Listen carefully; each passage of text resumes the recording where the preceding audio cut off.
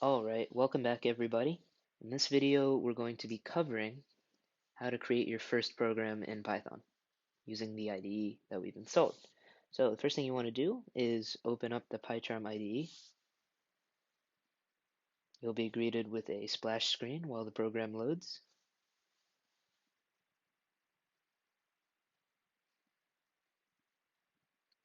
Now we can create a new project. So click on Create New Project, of course. We're going to name this program First Program. Then we need to select the project interpreter, which is going to be the version of the language that we use to write our program. Click the second bullet that says Existing Interpreter. Head over to the three dots. Select System Interpreter, and then choose the most recent Python installation, which is most likely 3.8. Hit OK, and then hit Create.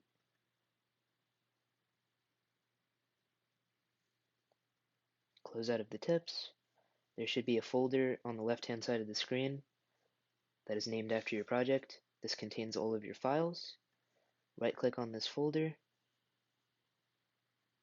select New Python file. This will add a new Python file to the folder. We'll call it Hello World. Hit Enter. It should appear in the folder with the .py extension indicating that's a Python program. You can now hide the left-hand side of the screen by using the Project tab. Just click on that.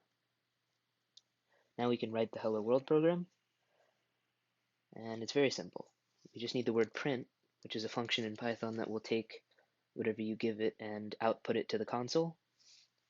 Then enclosed in quotation marks, we need to add what we want to print, which is Hello World, with exclamation, because we're especially excited about starting to learn Python. And now you can run your program by right-clicking on the PyCharm window and clicking Run Hello World, which is the name of the file that our program is in. As you can see, it outputs Hello World to the console. And that's going to be all for this video, quite short. The next video will go over the basic data types and how to create variables.